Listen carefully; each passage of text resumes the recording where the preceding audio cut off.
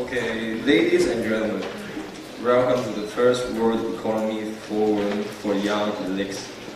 We are the 8th group and our topic is foreign direct investment of multinational corporations in China.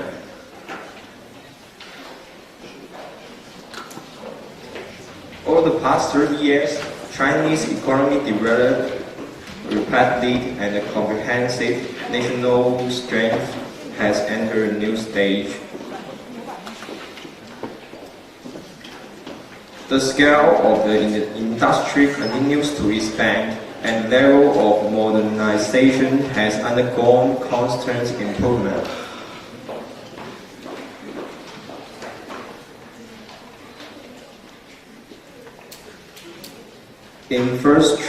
Infrastructures and basic industries strengthened obvious support conditions for economic and social development improved continuously. Chinese economy restructuring deepened constantly. The socialist market economy has taken shape initially. A situation of overall opening up has basically formed and the open economy has been developing rapidly. The people living standards improved significantly and we have realized the historical leap from subsistence to overall well-off. And there was rigorous development in science and technology and all-round programs. Now that is the chart of the actual foreign investment. So then I have a question. What power behind this number? And we will leave this question for you. Volkswagen entered China in 1984 via a joint venture with Shanghai Automotive Industrial Corporation. People named it SAIC. SAIC is the biggest, most efficient, and consequently most profitable auto group in China. And in 1997, the company's sales volume was 26.3 billion yuan out of the total volume of 601.04 billion yuan earned by the top 500 joint venture enterprise in China.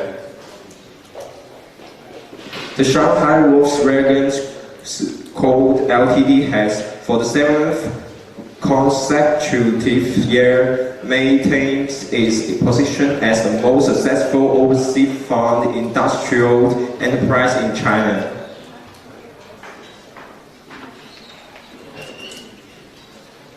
The decision of Volkswagen to form partnership with SAIC began with the visit of the Minister of Machinery of China to the headquarters of Volkswagen in Germany in 1978, which was followed with frequent negotiations that led to the final agreement in 1984. In the eyes of Volkswagen, SAIC is not only the best managed auto firm in China, but it also resides in the Shanghai, the most economical urban city in China. It enabled Volkswagen to draw upon the best human resource and the best supplier to achieve a high level of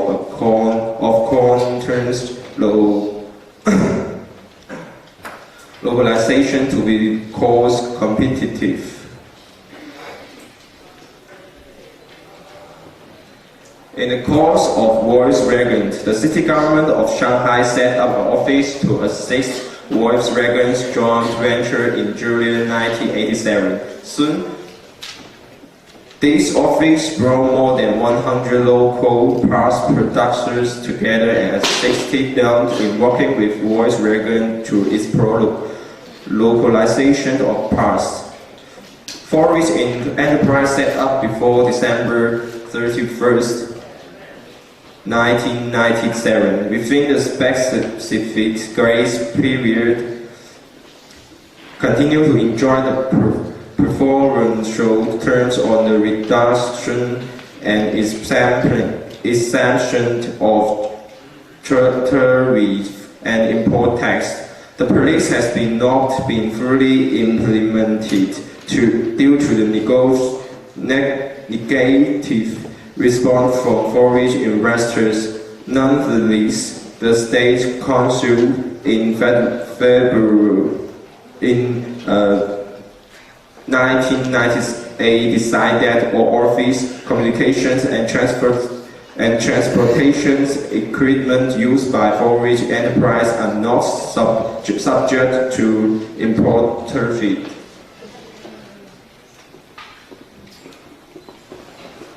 And China is now an important overseas investor in a number of sectors, and I will contend that this diversity away from simply investing in raw materials is direct result of change in China and its economy. Australia has been a major destination for Chinese OFDI. Between 2006 and 2012, a total of 128 completed transactions occurred, totaling in USD terms $50 billion or 30% of Chinese global OFDI over the period. This equates closely with the amount of direct Chinese investment into the USA over the same 7 years period, and is significantly more than Chinese investment into Canada, Brazil, Russia, the UK, or South Africa.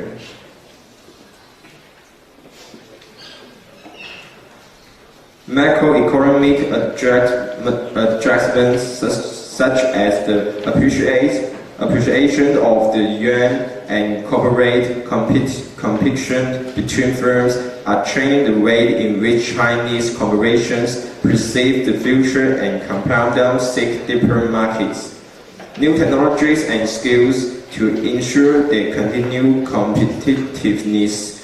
Is this those new motives which are driving Chinese investment abroad? Indeed, if China follows the typical patterns of an energy economy, it would shift $1 trillion to $2 trillion in the direct investment abroad by 2020.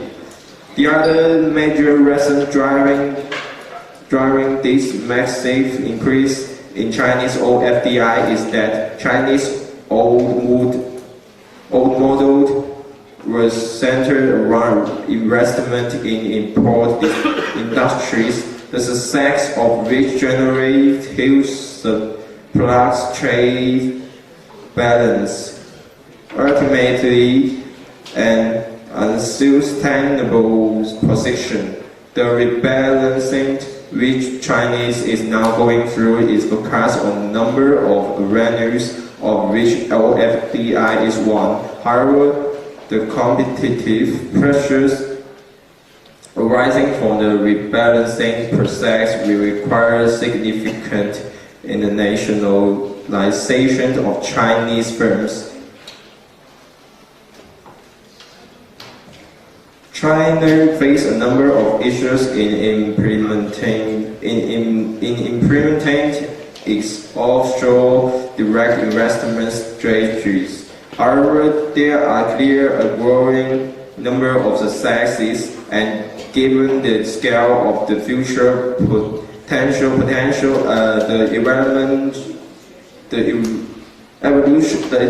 evolution of how China executes its acquisitions and investment is of great importance.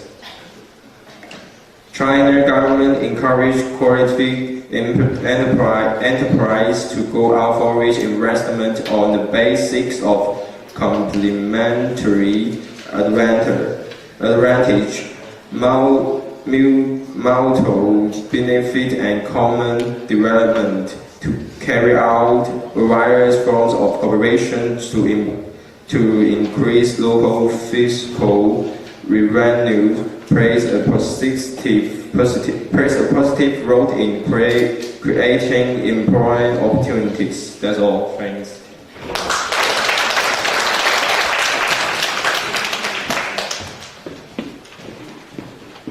Thank you, Chen Hanhui, for the presentation. Now let's welcome the second speaker, Cai.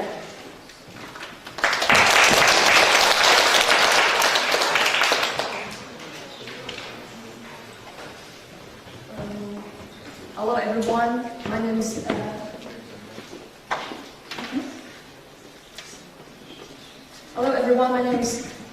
my name is Stacy Yue. My Chinese name is Cai, and it's my honor to give this presentation for all of you. This is our topic. China's development brings opportunity to the world.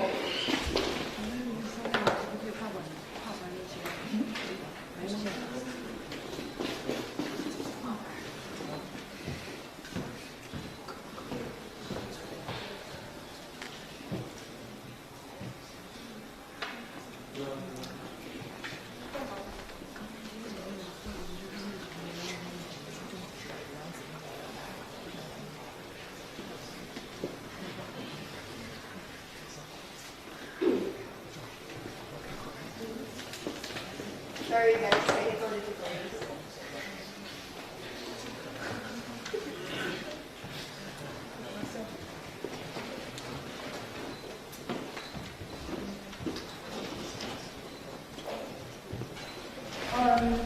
This year, on 23 March, the chairman of China, Xi Jinping, made a speech at the University of Moscow International Relations.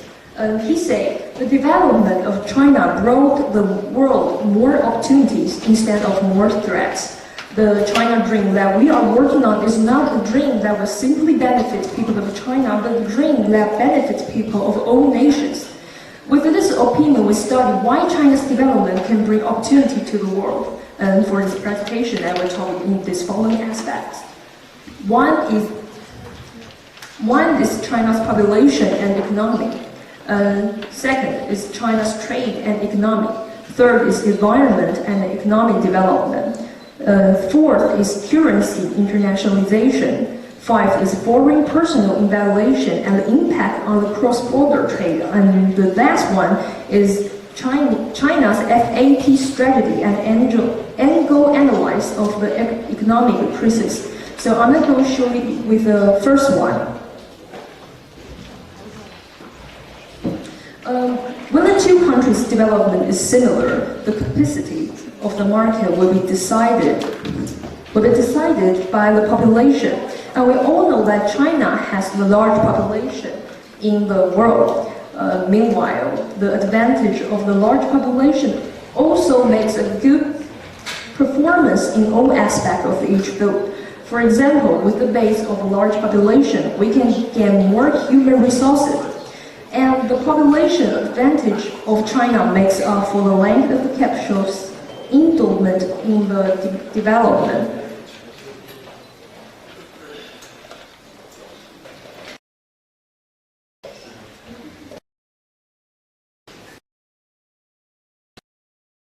The following points were the beneficial impact that population of China brought to the economy. The first, the large population of China still has a comparative advantage in the present technology progress. And the second, as the world's most populous nation, large total population size and a high proportion of the workforce make China become the country with the most evident human resources. By gloriously promote the development of China and the world's economy. And the third one is that a large-scale labor transfer will bring the huge potential to the world's output increase. For last point, China has brought huge customer markets to the world. And that's what China's large population do to the world economy. And then we are going to move to the part of the relation between the China and China's trade and economic.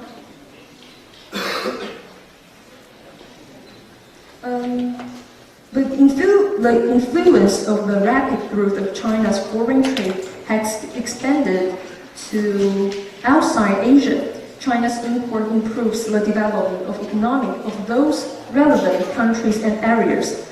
The rapid development of Chinese economic did not only bring the progress and the prosperity, but also brought more opportunities to the world.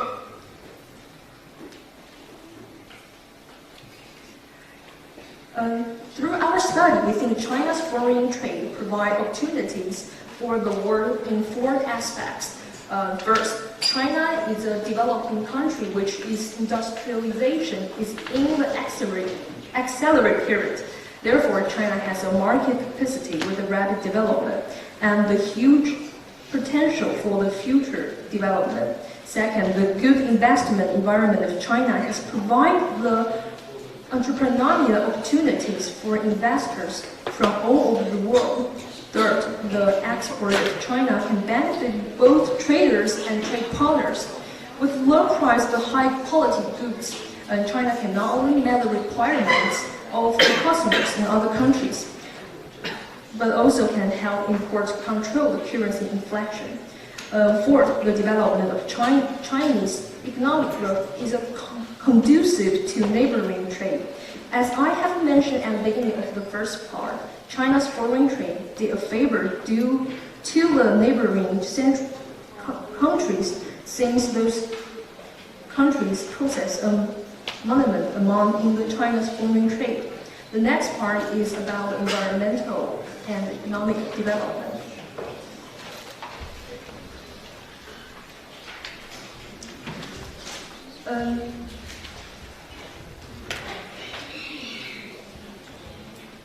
There are some theories about environmental and economic development, contradictory place and economic development. As long as the correct handling of the relationship between the economic development and environment protection, then we should take appropriate measures.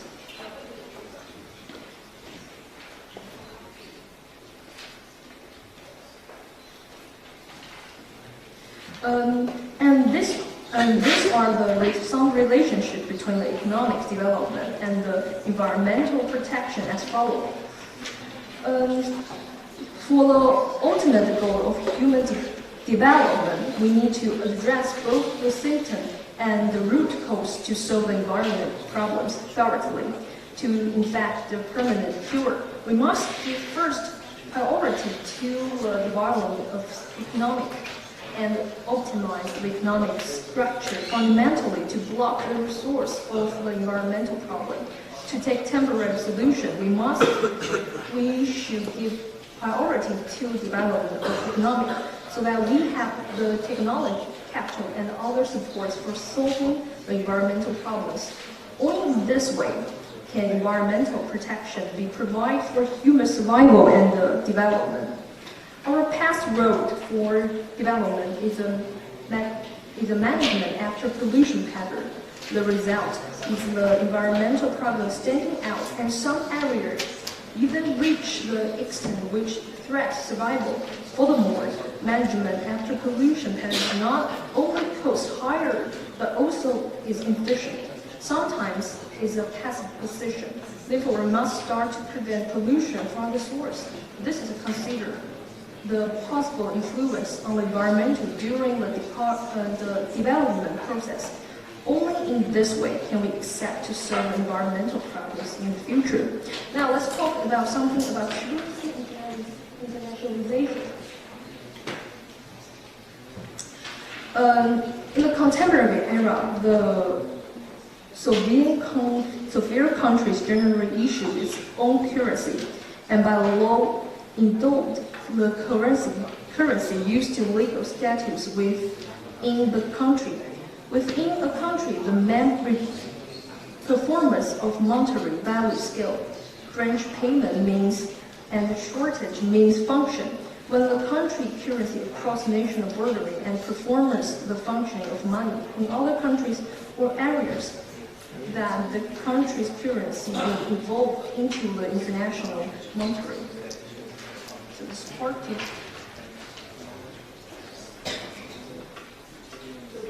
is several functions.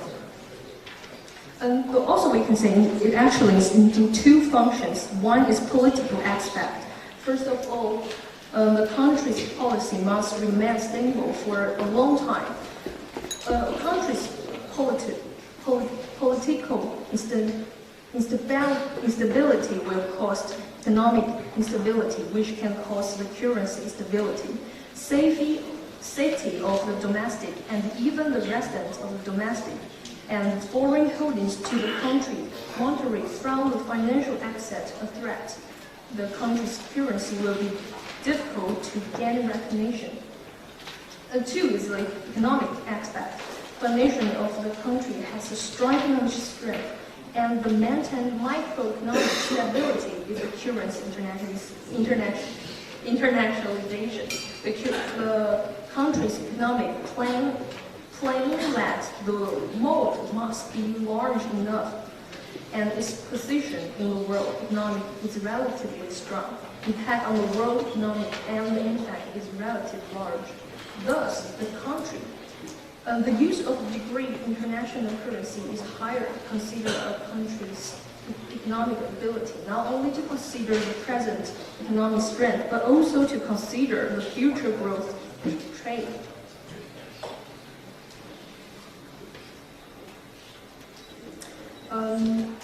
Over the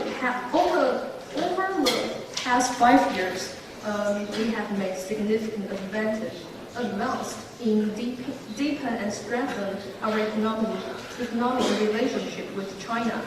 USA export to China has doubled since early 2009, growing more than fast and export to the rest of the world. And the renminbi exchange rate has appreciated. As a result, China's current account surplus has begun to adjust, falling from the peak of over 10% of GDP before the administration took office to less than 3% today. While this is welcome, more progress is needed.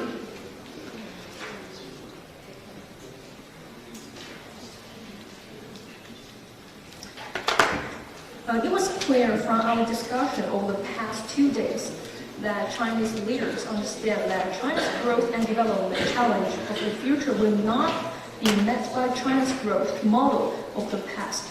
China's new leaders have turned to an ambitious set of reforms that will reorient China's economy toward domestic consumption and away from export, heavy industry and investment.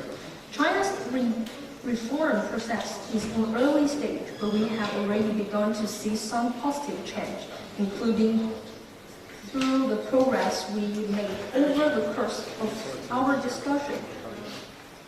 As part of its border reform agenda, China has committed to open the border to foreign investment, including through the recently announced Shanghai Free Trade Zone pilot for service.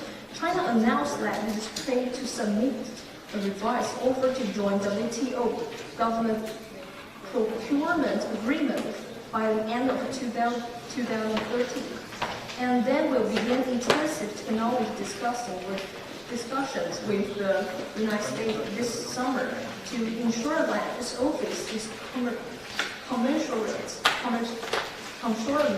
with the coverage of other GPA parties.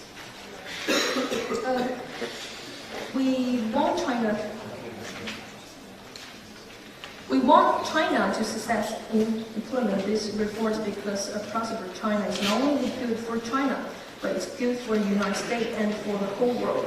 While today's commitment do not resolve all of the concerns of either side, they do repress real progress that will create a new opportunity for U.S. workers and the companies in expanding China's market. For the last part, I'm going to show you the China's FAT strategy and the angels analyze of the economic first.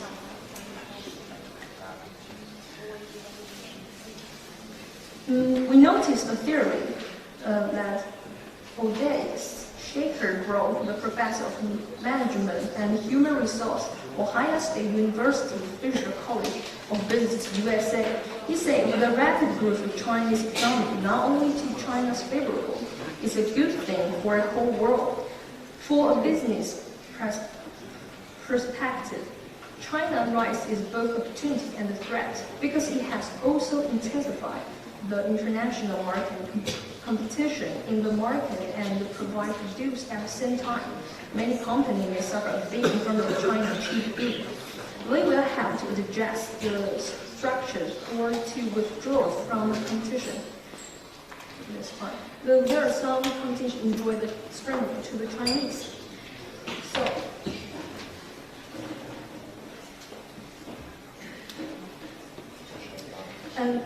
as Chairman Xi Jinping's speech, we can know that the more developed China made, the more opportunities can be brought to Asia and the world. We will firmly safeguard peace and stability of Asia and the world. The Chinese people have the tireless pursuit of peace.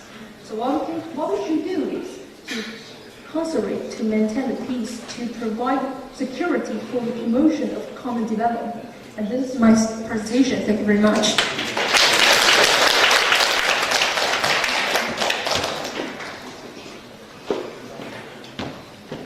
Thank you for your time. Let's welcome our final speakers. Jeanette from Canada.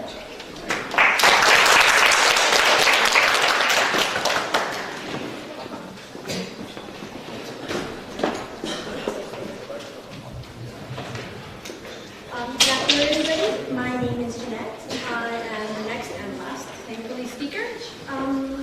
My presentation is on behalf of me and my partner, Tina. We are presenting opportunities and challenges in Chinese development, particularly from the point of view of foreign firms. Why did we choose this topic? China is a large country, and anything China does has a large effect on the rest of the world. China has one of the largest populations, and has one of the largest, fastest growth rates.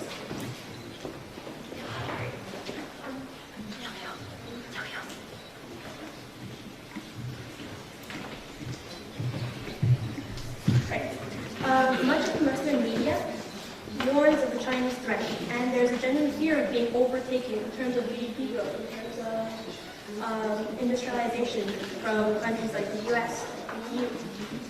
However,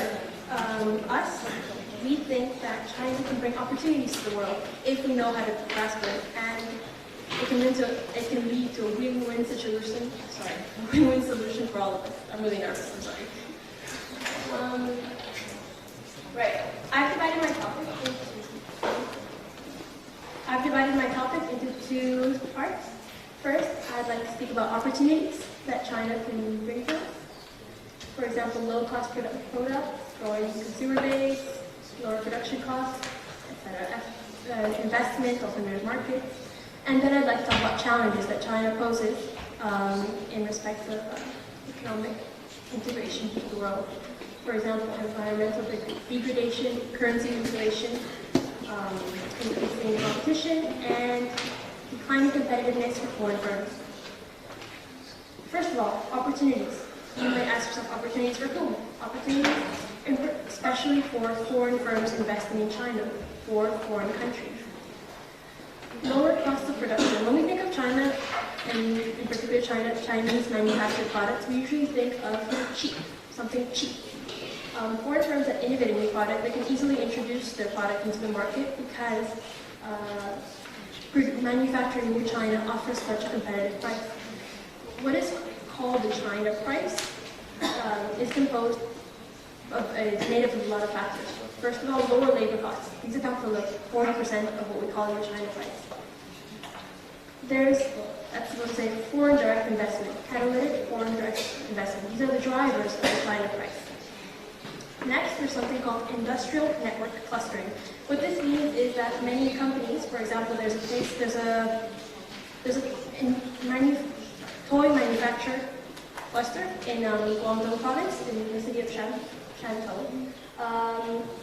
They have, for example, there's a factory that makes like Barbie dolls, and next to it there's the factory that makes the synthetic hair. The factory makes plastic. All of these factories are concentrated in one area, and this gives many Chinese industries that are organized in this way an advantage over other industries or other countries. Next, there are what we call, in the West, we call unfair advantages. For example, there's counterfeiting. There's lax regulation in terms of environment, as well as safety measures in the workplace. There is the matter of the undervalued currency. There's export subsidies, perhaps not direct, but in terms of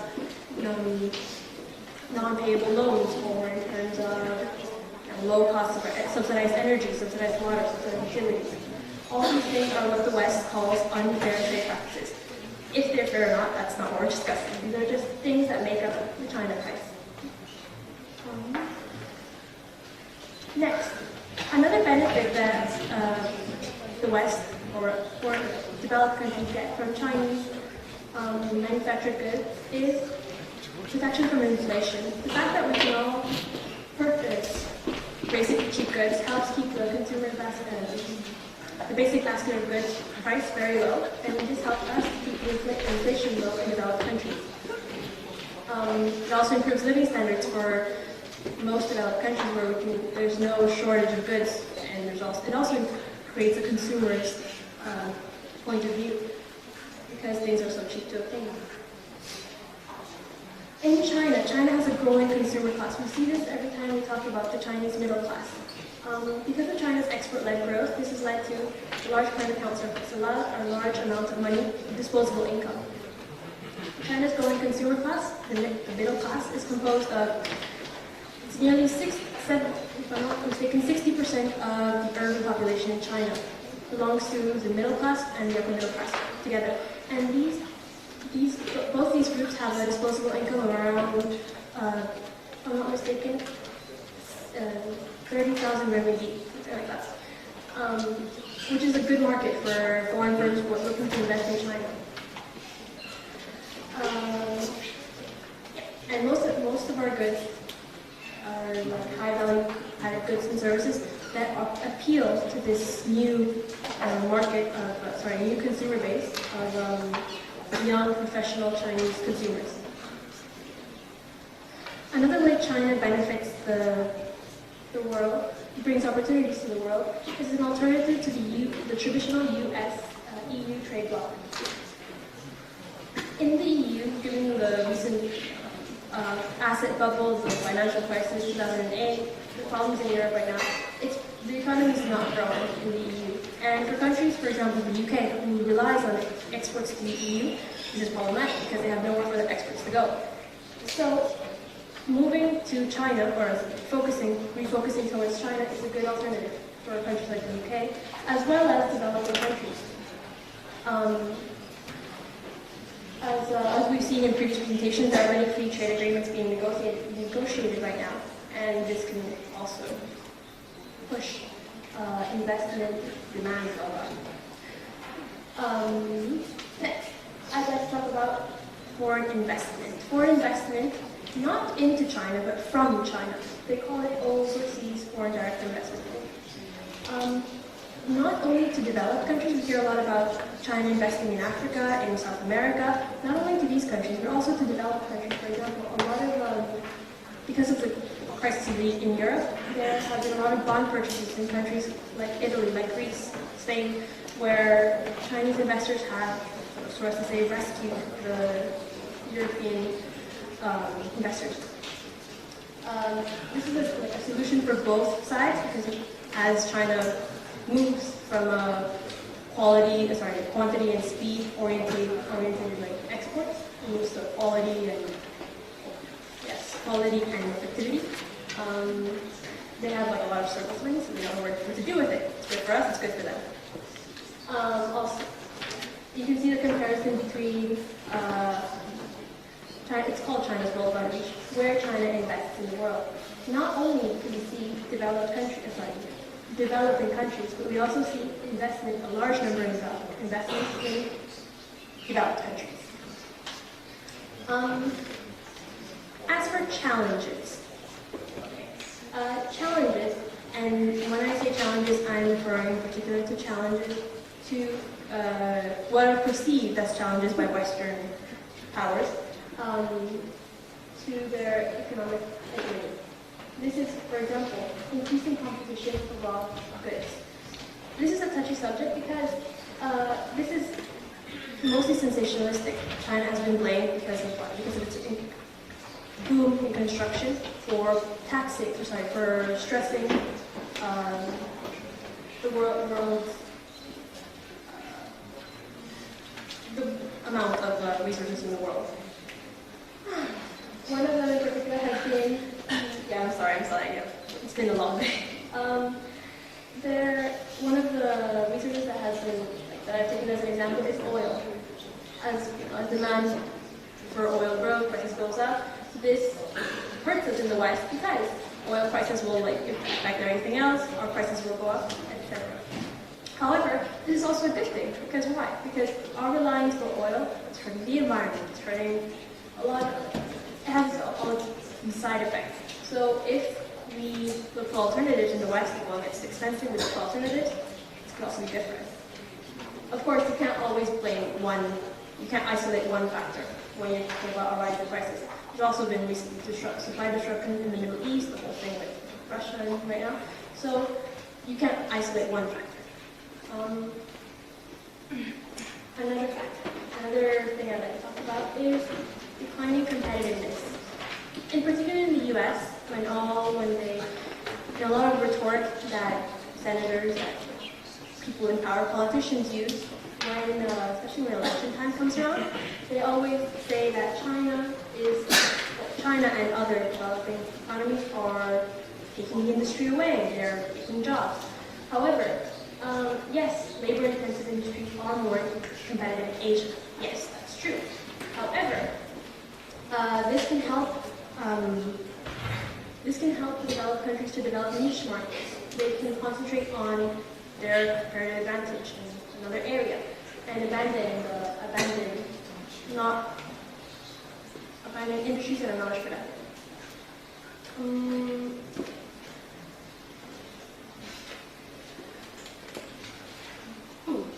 One of the examples of this imbalance between the East and the West is the decline in UK manufacturing. There's a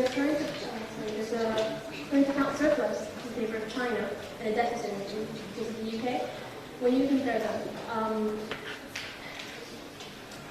this is of course not beneficial for the UK.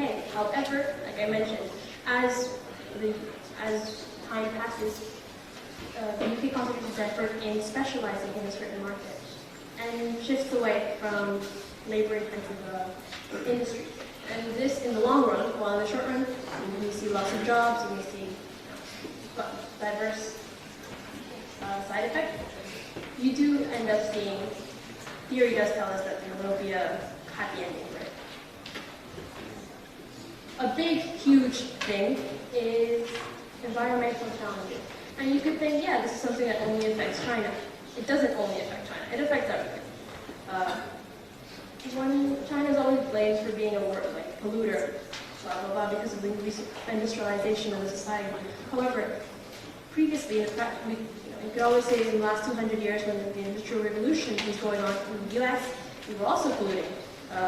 The developed countries also had they were polluting the world. However, we're actually aware of what we're doing right now. So I don't think this is a good excuse for pollution. Recently, however, I do believe, this year it was, that China approved its energy conservation plan. I'm not really sure what it's called. It's supposed to be in place into effect in 2014, from 2014 until 2020. It's a shift towards less coal, more green energy, and yeah.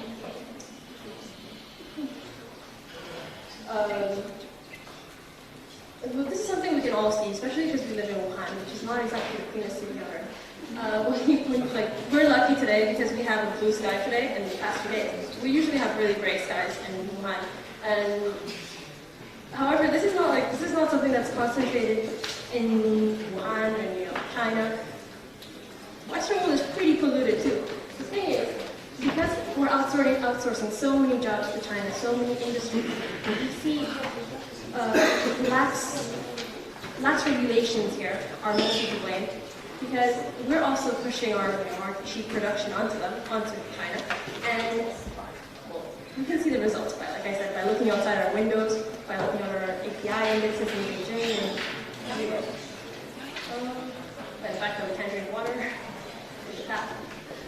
Another thing that's really controversial, and the thing in the States is really afraid of, is that our currency, the American currency, could be affected by the fact that there are many Chinese own a lot of treasury bonds.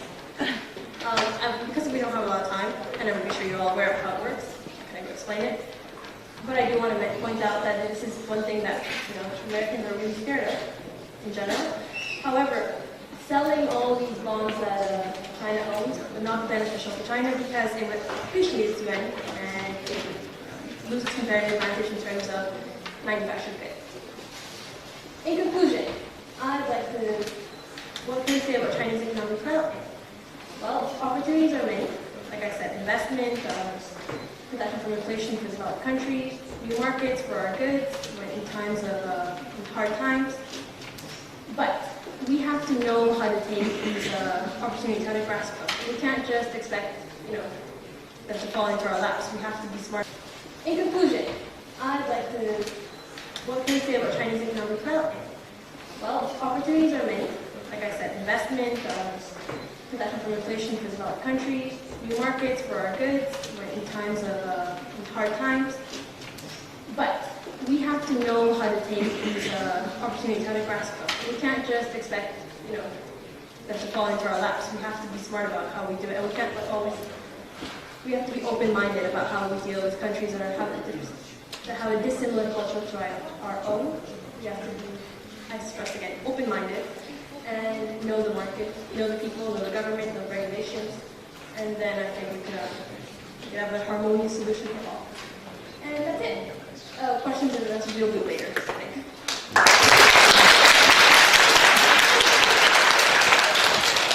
Okay, thank you, Jeanette. So now we come to another session of the questions and discussion. So just a reminder that this section will be graded as well. So yeah, make use of this opportunity to ask more questions. Okay, maybe we have Natalia. My name is Natalia again. I'm from Group A2, and I want to ask a question for Group C2. Is the development of China a threat or an opportunity to the world?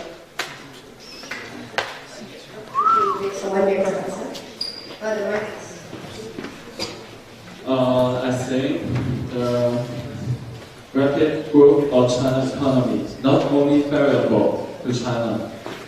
I think it's a good thing for the whole world.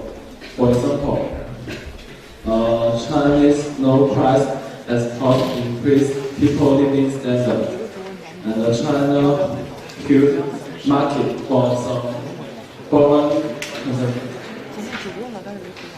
company to provide a big space for development. Yeah, that's all. Thank you for the question. Let's have the next question. The lady over there. I want to ask the group AQ. Your presentation is really impressive. Here is the question. I wonder whether is there any alternatives to economic globalization? If there is, what's it? I'll answer this question.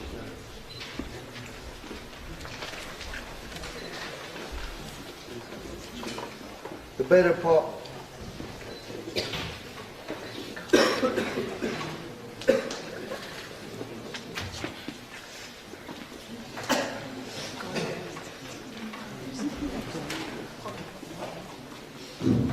The better path is to do exactly the opposite of what economic globalization advocates suggest. The more they say to remove restriction and currency for the communities, there should be a strict restriction on currency. The more they say free trade, the more we must fight for powers of local communities and regions to act in the interest of their own resources, people and land. We should move away from economic globalization and toward to revitalization of local political and economical control, set reliance on ecological preservation. That's my opinion. Thanks. Thank you very much. Next question. My name is Jie, and I'm a Chinese student from Situ. I have a question to ask Chen Haihui's group. My question is, Australia has been a major destination for Chinese OFDI. Why?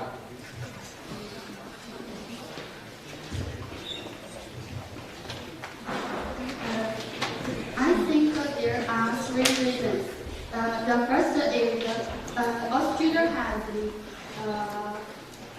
rich mineral resources and high quality agricultural resources. The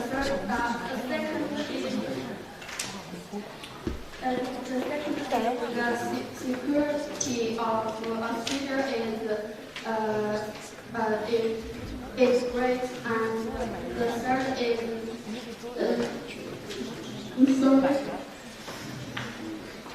the political situation in Australia is also stable.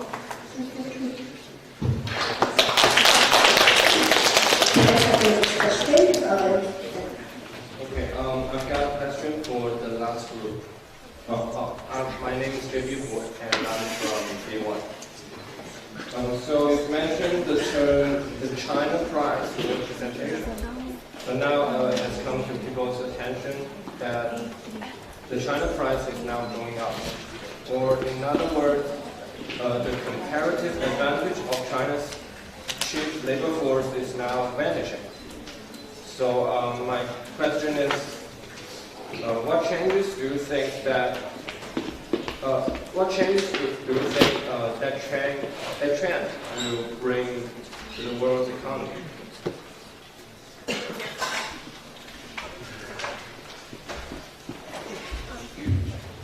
Yeah, you asked me. I'm sorry. Could you repeat your question? I did hear you. I just did. Yes, at the end part. It was about the China price. You said that. Yeah. Changes. Nowadays, the China price is now going up. So, meaning that the world factory is making more and more expensive products. And my question is, what changes do you think that will bring to the world economy? Well, I think the changes that we're already seeing, that a lot of low-cost manufacturing jobs are migrating to cheaper countries. For example, Vietnam, like Southeast Asia, countries with really cheaper labor costs. Also, China is specializing in high-end products more and more. For example, iPads, like airplanes or cell phones, something that is not as labor-intensive as before. For example, clothing. Most clothing nowadays is not labor-intensive. Still quite a bit. Most are migrating to countries like Vietnam, Thailand, that have even cheaper costs. That's the answer. I think that's a very good answer. Thank you.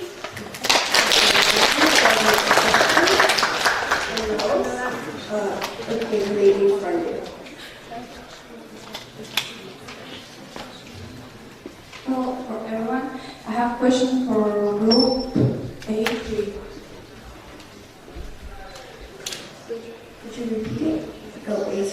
Yes. My name is Anne, and my question is, what benefits and advantages has China in participating for foreign investment projects?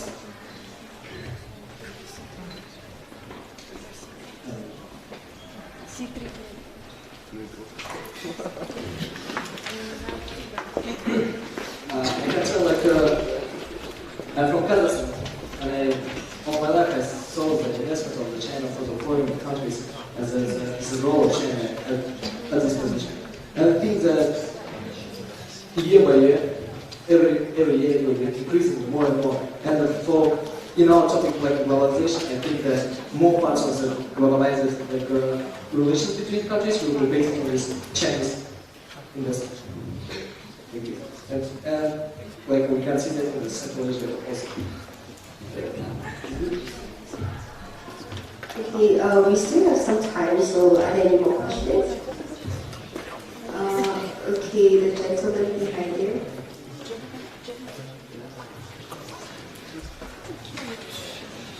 Yeah, my name is Roy, coming from Hong Kong. I'm actually a teacher from World Economy, Economics class. Actually, what I do want to, how can I say, append that lady question to Group B2 or Group A2 about the aim of globalization. Meanwhile, I feel probably I should speak to that question. As you said, well, there is alternative to globalization. Actually, I'm sympathetic to the position of Russia because Russia is kind of taking advantage by the United States. You see the beauty of this, we know of this advantage of the plane in Europe, right? We know that country which is really in republic. And I believe EU and the United States is really abusing their advantage to bully Russia to Europe. So yes, I believe Russia was in the disadvantaged position and which I'm quite sympathetic with. However, overall, I still think that the globalization is the incredible tendency. I do not think there is enough alternative to that. Yes, actually, this morning, the president of France paid a visit to Moscow, the capital of Russia. I believe there is other diplomatic work going on behind the scene. Because of lack of gas. There's gas is not for the Ukrainian war. The winter is coming. It's going to be cold. That's why it came to Russia. Right. But one thing I think is right. You know, the price of petroleum, the price of oil is going down deeply. I believe Russia really has suffered great in terms of economy. I believe there's no winter happening in the end. So the thing is, globalization, how it's supposed to be, like we're not supposed to.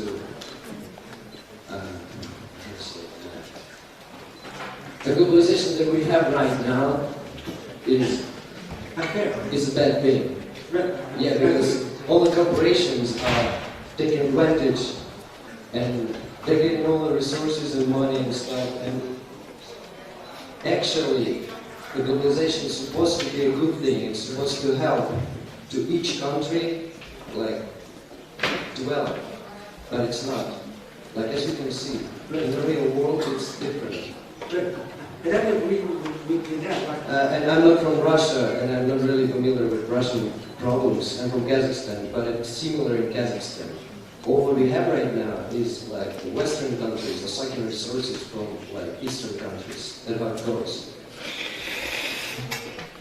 Thank you very much for your answer. So let's move on to the next question. Any other questions?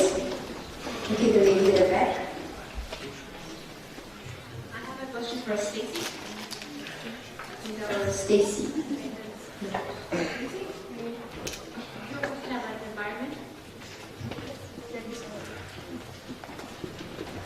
What is the question?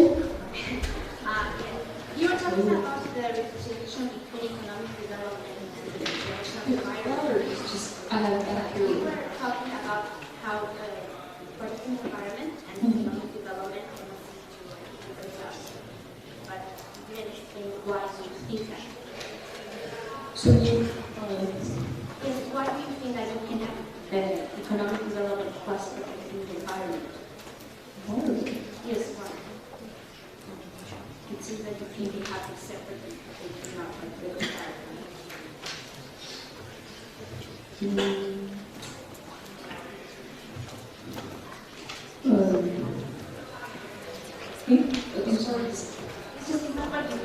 they can happen together.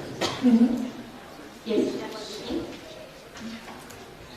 You can speak louder. I really have a experience. That's what you think, that they don't happen together.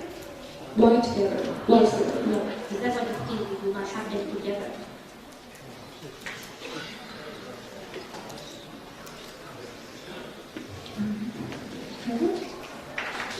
That they happen separately. The development of the economy and the environment.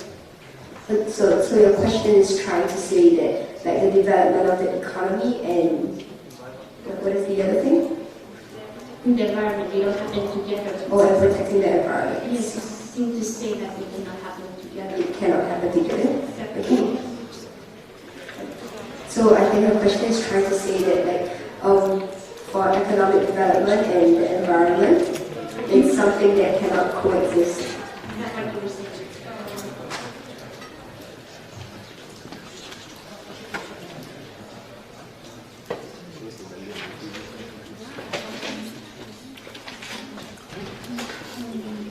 That's because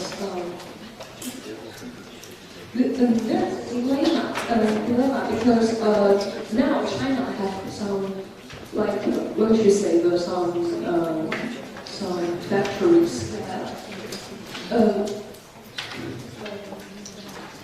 that China wants to develop their economics, so they produce that we can say the cheap goods. And when we produce the cheap goods, then we have some factor. We have to produce. We have to contribute that to contribute some factories like that will produce the poison air and the poison waters. I don't know if you understand what I mean. China wants to produce something cheap. Why these products are cheap? Because these products were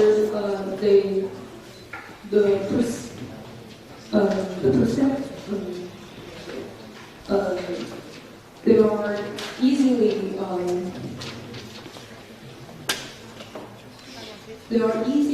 to China wants to make the cheap products, and the factory will produce something like poison things, and so it costs the environment getting worse. So if we you can focus on like you said why the economic and the environment can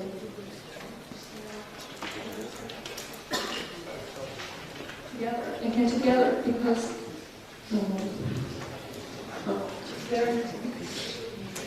I think like this topic of the environment is kind of a broad issue. Maybe we can discuss it like some other time or something. Maybe we have time for one last question. Okay, that lady in front here.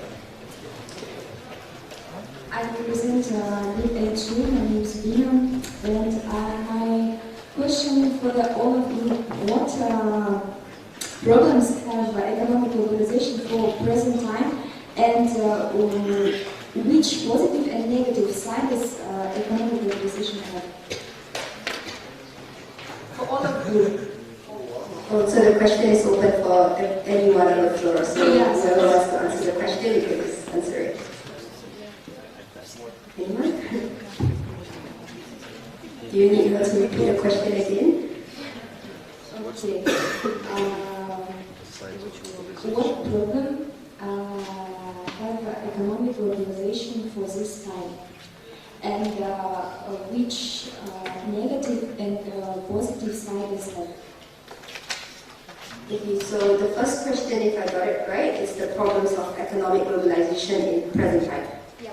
Right? Okay, so would anyone like to answer this question? It's open to anyone on the floor. Come on, you're good for it. Anyone wants to answer it?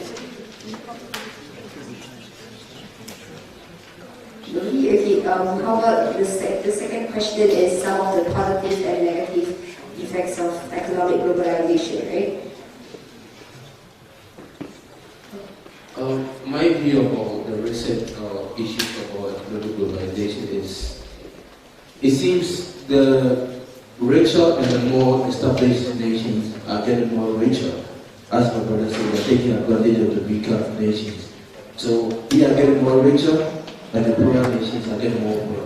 And that's why China has taken upon itself to create a level playing ground for both developing and developed nations, so that it's not kind of only food to the developed nation and the poison to the development. Just both of us really have the same pros and cons about economic globalization.